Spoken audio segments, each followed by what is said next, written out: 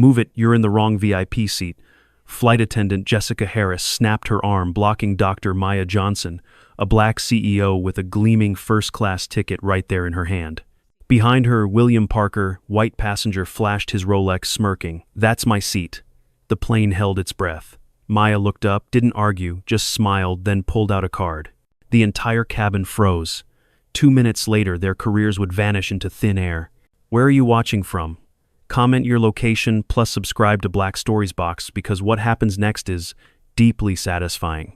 I've seen a lot in my 15 years as a business travel writer, but what went down on SkyWest Flight 447 last Tuesday, that's the kind of corporate justice that makes you believe in karma again. The pre-boarding process was typical, the usual chaos of travelers fumbling with boarding passes, flight attendants checking final preparations, and the subtle hierarchy of who boards first establishing itself at the gate. I had scored an upgrade to premium economy, thanks to my loyalty points, which gave me a perfect view of the first-class cabin drama that was about to unfold. The terminal buzzed with the familiar sounds of airport announcements, rolling suitcases, and the collective murmur of hundreds of conversations. Gate agents scanned boarding passes with practiced efficiency, the beep of each successful scan punctuating the ambient noise. Business travelers hunched over laptops, grabbing those last precious minutes of connectivity before being herded into a metal tube for hours. Dr. Maya Johnson walked confidently down the jetway. She wasn't flashy, just a tailored navy pantsuit, natural hair in a professional style, and a small carry-on rolling behind her. Nothing about her screamed, "I'm important," which I suppose was the whole problem. She had that quiet confidence that comes from competence rather than arrogance, something I've noticed in truly successful people. When she approached seat 2 Ampere in first-class, flight attendant Jessica Harris immediately tensed up. I'd flown enough to recognize that particular look, the subtle once-over that separates those deemed belonging from those who supposedly don't. Jessica's smile tightened, her eyes narrowed almost imperceptibly, and her body language shifted from welcoming to guarded. "Excuse me, you're in the wrong section," Jessica said loudly enough for the entire front cabin to hear. "Premium economy is further back." Her tone carried that particular blend of condescension and authority that flight attendants sometimes adopt when they think someone's out of place. Maya calmly held up her boarding pass. "I'm in 2 Ampere first class." Her voice was measured and professional, neither apologetic nor confrontational, just stating facts. Jessica took the boarding pass, examining it with exaggerated scrutiny, turning it over as if looking for signs of forgery. "This doesn't look right. These seats are reserved for our premium passengers." The emphasis on premium hung in the air, loaded with implication. William Parker, a middle-aged white man in an expensive suit, appeared behind her, tapping his watch impatiently. His custom-made Oxford shirt, Italian, leather briefcase, and that particular stance of entitlement marked him as someone accustomed to getting his way. "That's my seat. I paid full price for it." The slight emphasis on full suggested Maya couldn't possibly have done the same. The entire cabin seemed to hold its breath. I noticed an older woman across the aisle. Later I'd learn her name was Diane Foster, watching with visible disapproval, her hands tightening around the handle of her cane. Her eyes, sharp with decades of lived experience, missed nothing. Jessica tugged the boarding pass from Maya's hand. "Anyone can print these at home. We need to verify." She held it away from Maya as if it might be contaminated. Maya remained composed. "The gate agent scanned it just minutes ago. It's valid." She gestured toward the jetway where the gate agents were still visible, processing the final passengers. "I'm going to need you to step aside while we sort this out," Jessica insisted, calling over her supervisor, Rachel Matthews. "We have a boarding issue." The way she emphasized issue made it clear who she thought the problem was. Rachel approached with the practiced, neutral expression of someone used to handling situations. Her blonde hair was pulled back in a tight bun, her uniform perfectly pressed her demeanor, suggesting she'd already decided whose side she was on before hearing any details. "What seems to be the problem? This passenger is attempting to sit in first class with a questionable boarding pass," Jessica explained, handing over Maya's pass with visible skepticism. The way she said "this passenger" rather than addressing Maya directly spoke volumes. A young Latina woman, Carmen Diaz, according to her social media profile, had begun discreetly recording the interaction on her phone, the modern reflex of documentation kicking in. She positioned herself to capture the scene without being obvious. Her expression, a mixture of concern and determination. Security officer Marcus Thompson arrived, summoned by Rachel. His uniform was crisp, his demeanor professional, but torn, a man clearly caught between procedure and principle. He carefully examined Maya's boarding pass and ID, comparing them with methodical precision. "Ma'am, this appears to be valid," he said quietly to Rachel. "The passenger is assigned to 2 Ampere. His low tone suggested he was trying to resolve the situation without escalating it further. Rachel hesitated, then shook her head. "We have final authority on seating. It's a crew decision for the safety of the flight." She squared her shoulders, doubling down on a position that was becoming increasingly untenable. "Flight safety," Maya finally asked, her voice level but firm. "How exactly does my sitting in the seat I purchased affect flight safety?" The question cut through the pretense, exposing the flimsy justification for what it was. "Causing a disruption could delay takeoff," Rachel replied. "That's a federal offense." The invocation of federal law was the classic escalation tactic, turning a customer service issue into a security threat. Diane Foster thumped her cane against the floor. The sound cracked through the cabin like a judge's gavel. "This is ridiculous. I've been flying for 60 years and I know discrimination when I see it." Her voice carried the authority of decades, commanding attention from everyone within earshot. The other passengers shifted uncomfortably. Some looked away, pretending not to notice the passive bystander effect in full force. Others whispered among themselves, the rustle of commentary spreading through the cabin like wind through leaves. Carmen's live stream had begun attracting viewers, her quiet narration in Spanish and English documenting what was unfolding. The view counter ticked up steadily, 501,000,200 viewers tuning in to witness something that would normally remain invisible to the broader public. "My son died wearing this country's uniform," Diane continued, her voice carrying through the cabin. Her eyes glistened but remained fierce and determined. "He didn't give his life so decent people could be treated like this." The invocation of sacrifice and service shifted the moral dynamics of the cabin instantly. The mood in the cabin shifted palpably. What had been uncomfortable observation was transforming into active concern. A businessman who had been studiously ignoring the situation now looked up from his phone. A couple returning from their honeymoon exchanged meaningful glances. The passive audience was awakening.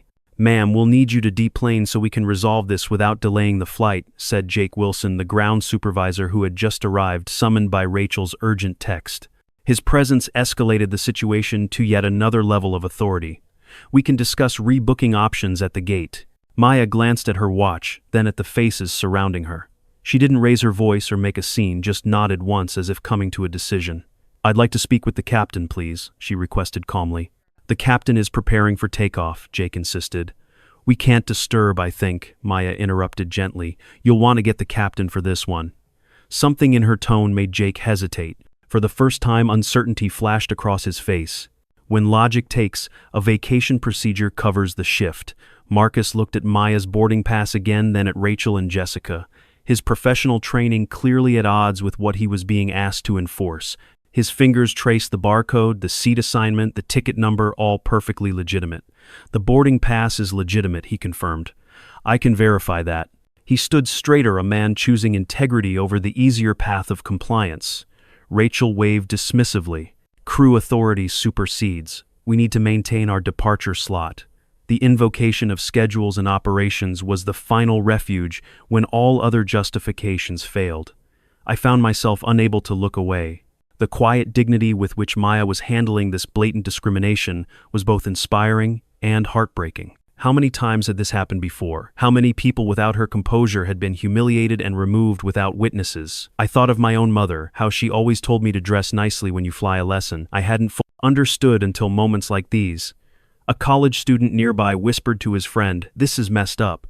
His companion nodded, both clearly uncomfortable but unsure how to intervene. The collective discomfort in the cabin was palpable, a shared recognition of injustice unfolding in real time. Have you ever experienced procedure turning into prejudice? Comment policy below. Jake was growing increasingly uncomfortable as the situation dragged on. Sweat beaded at his temples despite the cabin's cool air. "We really need to resolve this quickly." His eyes darted to his watch, to the gate, to his colleagues, anywhere but directly at Maya. "I agree," Maya replied, reaching into her jacket pocket. "Let's resolve it right now." The cabin fell silent as she pulled out a business card and handed it to Jake. His eyes widened as he read it, pupils dilating with sudden recognition and alarm. Dr. Maya Johnson, CEO, Meridian Aviation Holdings. The shift in the atmosphere was immediate and electric. Jake's face drained of color as he passed the card to Rachel, whose professional mask slipped for the first time. Jessica, peering over Rachel's shoulder, took an involuntary step backward as if physically recoiling from the implications. William Parker, still hovering, expectantly frowned. "What's the holdup? That's my seat." His entitlement remained undiminished, oblivious to the seismic shift occurring around him. "Actually," Jake said carefully, measuring each word, "it appears there's been a misunderstanding." The euphemism hung in the air, inadequate to the magnitude of their error. Maya calmly unlocked her phone and pulled up a PDF document. "This is our current lease agreement with SkyWest. You'll note Meridian Aviation Holdings owns or finances 37 aircraft in your fleet, including this one." She gestured around them, her hand encompassing the entire aircraft. Tail number N7392B is listed on page 3. The document displayed rows of aircraft registration numbers, each representing millions of dollars in financing. Jake scrolled through it with visibly shaking hands, the implications of what he was seeing registering in real time on his face. "I'm not interested in creating a scene," Maya continued, her voice low enough that only those nearest could hear. "But I am going to need an incident log created and all evidence preserved according to your company's own policies." She wasn't making demands, she was simply invoking their existing procedures, turning the bureaucracy that had been weaponized against her into a tool for accountability. Marcus nodded professionally. "I'll begin documentation right away." He pulled out a tablet, creating a new incident report with methodical precision. His earlier uncertainty had been replaced with clear purpose, documenting the truth. Rachel attempted to reassert control, straightening her uniform jacket with trembling hands. "This is an operational matter. This is a documented case of discrimination that will be reported to the FAA," Maya corrected gently. "And yes, that paperwork has already been started." Her preparation revealed a woman who had anticipated and prepared for exactly this scenario, perhaps because she'd experienced it before. Carmen's livestream viewer count had jumped from dozens to hundreds. Comments were flooding in faster than she could read them, a digital Greek chorus responding to the unfolding drama. "What airline is this? They messed with the wrong one this time. Corporate karma coming. I've verified the boarding pass is legitimate," Marcus said, leaning close to Maya. "I'm standing with the truth here." His whispered allegiance was a small act of courage in a system designed to discourage individual moral judgment. William finally seemed to grasp the situation, his earlier aggression deflating like a punctured balloon. "I was told this seat was available when I checked in." His voice had lost its edge, uncertainty replacing entitlement. "Perhaps there was confusion," Maya suggested, not unkindly. "But my reservation was made 3 weeks ago." Her grace in the face of those who had tried to humiliate her was perhaps the most powerful aspect of her response.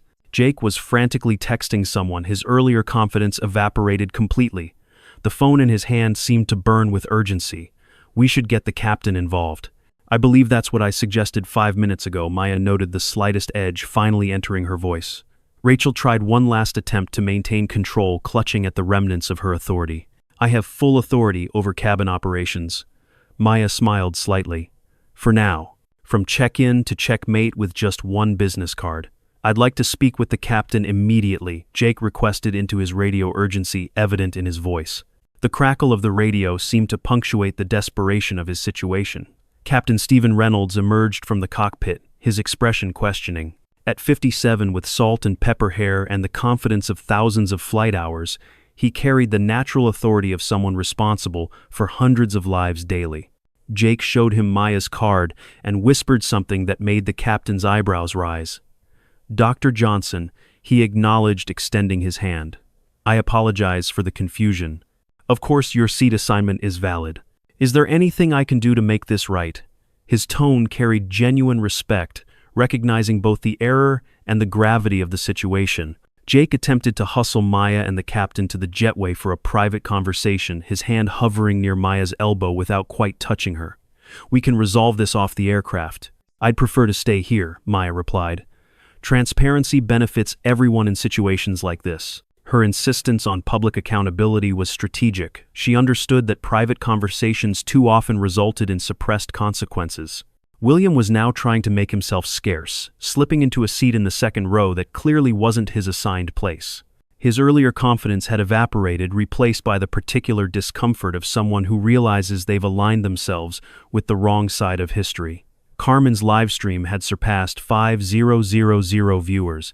Comments were flooding in. "What airline is this?" tagged the news. "Don't let them get away with this." The digital audience had become a participant in the unfolding drama, their collective attention amplifying what might otherwise have remained an isolated incident. Jake was sweating visibly now, dark patches forming under the arms of his crisp uniform shirt. The implications of what had happened and was still happening clearly sinking in. "We value all our customers." Then perhaps Maya interrupted gently, "Your staff shouldn't tell them to learn their place." The cabin went silent. Carmen's microphone had picked up Jessica's muttered comment earlier, and it was now being replayed and shared across social media. The words hung in the air, impossible to deny or reinterpret. Rachel paled. No one said that. Her denial was automatic but lacked conviction, the reflexive response of someone caught in an undeniable truth. Actually, Carmen interjected, holding up her phone. "It's right here, time-stamped." The digital evidence glowed on her screen, indisputable in its clarity. Maya continued documenting everything methodically, names, times, statements, in her phone's notes app. No shouting, no accusations, just careful documentation. Her fingers moved swiftly across the screen, creating an indelible record of the incident as it unfolded. Around us, the hierarchy of the plane had completely shifted. There were now only two types of seats, the VIP seat and the hot seat. "I'm going to need to speak with our legal team," Jake said quietly into his radio, turning away slightly as if that might somehow make his words private in the confined space of the aircraft cabin. "Excellent idea," Maya agreed. "I welcome their involvement." Her confidence in the face of legal scrutiny revealed someone intimately familiar with her rights and the systems designed to protect them. Rachel's face hardened, a last desperate attempt to assert control over a situation that had completely slipped from her grasp. "We can ban you from flying with us." Maya looked at her with something like pity. "I don't think you'll be making those decisions much longer." The statement wasn't threatening, just a calm assessment of the inevitable consequences already in motion. Jake returned from a hushed conversation near the galley, visibly shaken. "Ground operations is requesting we return to the gate to address a passenger situation." The euphemism sounded hollow even to his own ears. "The only situation," Maya replied calmly, "is that your staff attempted to remove me from a seat I purchased because of how I look." Her direct naming of the issue cut through the layers of corporate language designed to obscure responsibility. William tried to slip away toward premium economy, but Marcus stopped him with a professional but firm hand on his shoulder. "Sir, we need to document your role in this incident." The security officer's dedication to complete documentation had become unwavering. "I was just told the seat was mine," William protested. "How was I supposed to know?" His attempt to distance himself from responsibility was transparent to everyone watching. "Perhaps by looking at your boarding pass," Diane suggested dryly, "or by basic decency." Her commentary provided the moral clarity that official channels often lacked. Jake was now frantically trying to contain the damage his hands making, placating gestures that matched his desperate tone. "We take these allegations very seriously." "These aren't allegations," Maya corrected. "They're documented actions witnessed by a plane full of people and live-streamed to thousands more." Her distinction emphasized the difference between accusation and evidence, something corporate responses often deliberately confused. Carmen's viewer count had climbed past 1,000,000. The comments section was exploding with outrage and support. The hashtag number #LearnYourPlace was trending, though not in the way Jessica had intended. "We need to deplane and address this privately," Jake insisted, making one last attempt to contain the situation. "Transparency," Maya repeated. "I've found it's the best disinfectant." Her steady refusal to be moved to private spaces where accountability often disappeared was perhaps her most powerful strategy. A voice memo from William's phone accidentally played. As he fumbled with it, his nervous fingers triggering the audio got upgraded to first. About time they put the right people in the right seats. Several passengers gasped. William's face flushed red as he realized his private thoughts were now public record, the casual prejudice he expressed in private now exposed to collective judgment. Maya continued her calm documentation, noting the time, the statement, and witnesses present.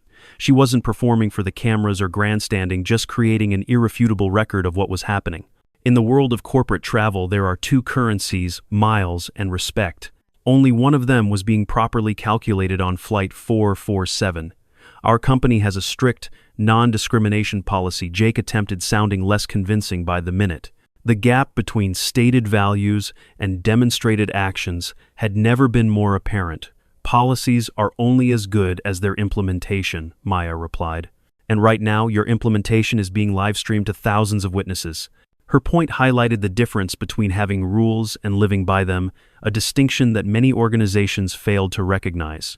Rachel's phone rang. The regional office was calling in. The situation had clearly escalated beyond her control, institutional hierarchies activating in response to the growing crisis. I suggest, Maya said to the captain, that we review your crew training materials. I believe you'll find they specifically address profiling passengers. Her knowledge of their internal procedures revealed someone who had done her homework thoroughly. Rachel's face tightened. Those sessions were optional due to scheduling constraints. Her admission was damning in its casualness, revealing how easily essential training could be deprioritized. That's interesting, Maya noted, adding it to her notes. Very interesting indeed.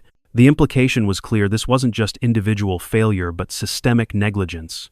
The cabin had become a makeshift courtroom with passengers as jury and social media as the court reporter.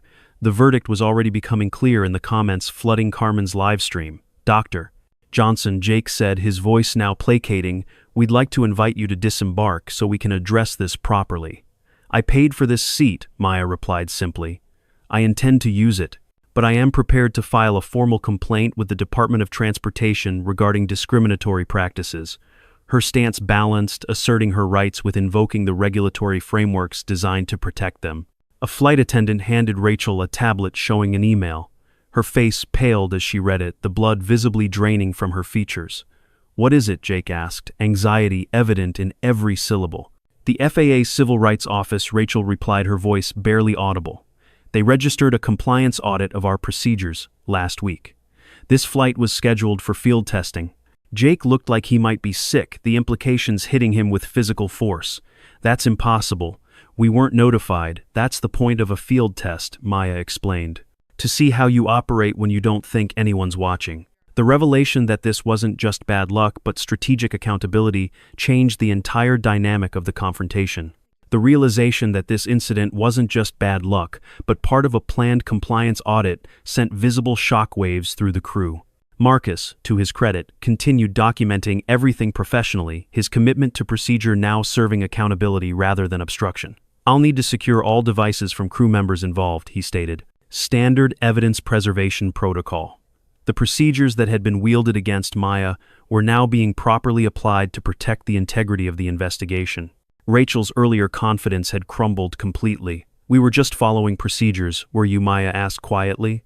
Show me where your procedures say to assume a black woman in business attire doesn't belong in first class. Her question exposed the gap between claimed adherence to protocol and actual discriminatory practice. Rachel had no answer. Her silence was more damning than any justification could have been. An email appeared on Jake's tablet, a training document from 3 months earlier, emphasizing the importance of avoiding profiling. Comments in the margins showed Rachel had marked it review later due to scheduling priorities. The digital paper trail revealed how systemic discrimination was maintained through 1,000 small deprioritizations. The implications were damning. This wasn't an isolated incident but a systemic failure to implement the very training designed to prevent such situations. Maya's phone rang. The display showed Alexis Chen, board chair. The highest levels of corporate governance were now engaged with the situation unfolding in real time. I need to take this, she said, stepping into the aisle. It seems our investors are concerned about what they're seeing online. The financial implications of the situation were beginning to materialize, market forces responding to the documented discrimination. In a world obsessed with metrics and KPIs, no one had calculated the cost of a single act of discrimination until now.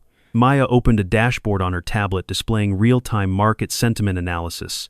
The numbers were alarming. Sentiment towards SkyWest had plummeted 70% in the last 30 minutes.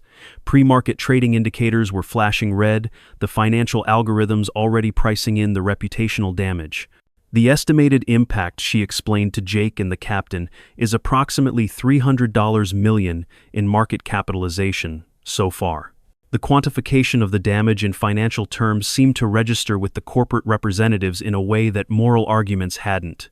Carmen's livestream had surpassed 2,000 viewers. Major news outlets were embedding it in their breaking news sections, the incident transitioning from social media phenomenon to mainstream news event in real time. Jake's phone buzzed with increasingly urgent messages from corporate headquarters. What had begun as a passenger situation was rapidly evolving into a full-blown corporate crisis, the concentric circles of consequence expanding with each passing minute. "We've had complaints about Jessica before," Jake admitted reluctantly. "They were deprioritized due to on-time performance metrics." His confession revealed how easily human dignity could be sacrificed on the altar of operational efficiency. The confession hung in the air, damning in its simplicity. People had been hurt before their experiences dismissed in favor of operational statistics. The systemic nature of the discrimination was becoming undeniable. Breaking news crawled across Carmen's screen. Congressional hearings on transportation bias were scheduled for tomorrow morning. This incident would provide perfect, timely evidence. The coincidental timing transformed a private incident into potential public policy. A crew member who had remained silent until now approached Maya. "My name is Rebecca Wilson. I reported Jessica twice for similar behavior last year. Nothing was done." Her testimony added another layer to the pattern of ignored warnings.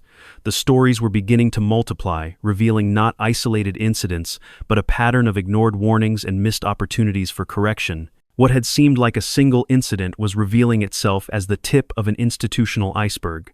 A single wrong seat comment was evaporating millions in value enough to buy a small neighborhood. Maya's phone buzzed with another call. After a brief conversation, she turned to Jake and the captain, her expression serious but composed.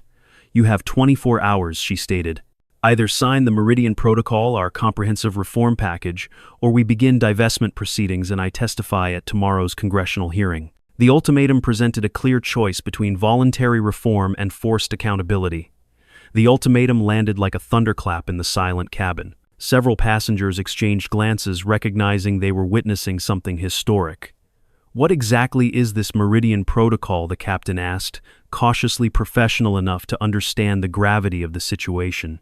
Maya outlined 5 key points, her voice clear and confident. First, mandatory 40-hour bias training annually for all customer-facing staff, with testing and certification. Second, AI monitoring of passenger interactions with real-time bias alerts. Third, an independent civil rights ombudsman with authority to suspend operations if violations occur. Fourth, quarterly third-party audits with public results. And fifth, a $50 million scholarship fund for underrepresented groups in aviation. The comprehensive nature of the demands stunned everyone listening. This wasn't a request for an apology or compensation. It was a complete structural overhaul designed to address root causes rather than symptoms. "Our investors will never," Jake began, falling back on financial constraints as a defense against moral imperatives. "Your investors are already calling emergency meetings," Maya interrupted, showing him the financial dashboard again. "The choice is simple, reform or financial consequences." Her framing made clear that moral and financial interests were aligned, not opposed. Marcus was acknowledged for his integrity in enforcing proper procedures. Carmen was invited to collaborate on developing citizen journalism training materials. The recognition of those who had stood for truth was an integral part of the accountability process. "What you're asking would transform our entire operation," the captain said slowly, the full implications dawning on him. "That's precisely the point," Maya replied. The goal wasn't superficial change, but fundamental transformation. The airline's legal counsel joined the conversation via video call, his initial confidence evaporating as he reviewed the mounting evidence. Within minutes, he was recommending the company sign a statement of principles immediately to salvage the situation. "We need to preserve our departure slot and address the PR fallout," he advised urgently, corporate priorities shifting in real time as the financial implications became clear. "Flying may be fast," Maya observed, "but PR damage travels at the speed of social media." Her observation highlighted how technology had transformed accountability, making private injustices instantly public. The legal team drafted a preliminary agreement which the captain was authorized to sign on behalf of the airline. As he prepared to do so, Maya stopped him with a gentle hand on his arm. "We're not quite finished," she said. "There's still the matter of individual accountability." Her insistence on personal responsibility, alongside institutional reform, ensured that systemic changes wouldn't obscure individual culpability. The cabin fell silent again. This wasn't just about systems and policies, it was about personal responsibility for harmful actions. The tension was palpable as everyone awaited the final resolution. The final resolution was swift and comprehensive. Jessica was terminated effective immediately. Rachel was suspended pending retraining. Jake was demoted to station operations, and William was placed on a watch list for future flights. This isn't about punishment, Maya explained to the silent cabin. It's about consequences and growth. The goal isn't to destroy careers, but to ensure this never happens to anyone else. Her framing emphasized restoration over retribution, focusing on future improvement rather than past penalties. The Meridian Protocol was officially signed, with the captain making a public apology to the entire cabin. The passengers, many of whom had been silent witnesses until now, broke into spontaneous applause, collective relief at seeing justice served. Diane reached across the aisle to shake Maya's hand, her weathered fingers clasping Maya's in a gesture that bridged generations of struggle. My Herbert would have been proud to see this day. The connection between past sacrifices and present progress was palpable in that simple touch. Maya surprised everyone by increasing Meridian's investment in SkyWest, transforming what could have been a punitive action into a partnership for reform. Sometimes, she explained to Carmen's still-running live stream, the most powerful response to discrimination isn't divestment, but engaged investment with accountability. Her approach demonstrated a sophisticated understanding of how lasting change occurs, not through punishment alone, but through transformed relationships. 6 months later, the results were remarkable. Passenger complaints had decreased by 65%, customer satisfaction scores were at record highs, and SkyWest had become an industry leader in inclusive practices. In her quarterly investor call, Maya shared the story as a case study in values-driven investment. Dignity pays, she concluded simply, both morally and financially.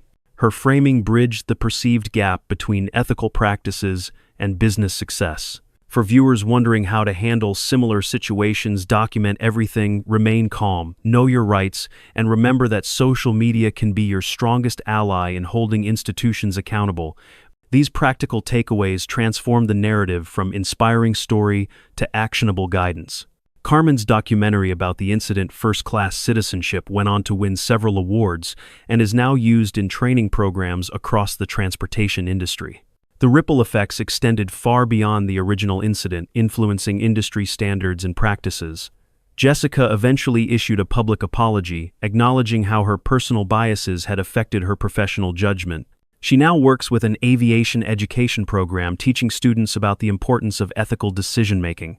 Her journey illustrated how accountability could lead to redemption rather than just punishment. Have you experienced similar treatment? Comment "I deserve dignity" plus your city. Don't forget to subscribe to Black Stories Box so stories of justice to keep flying. My name is David Mitchell, and that's how I witnessed corporate accountability at 30000 VEET.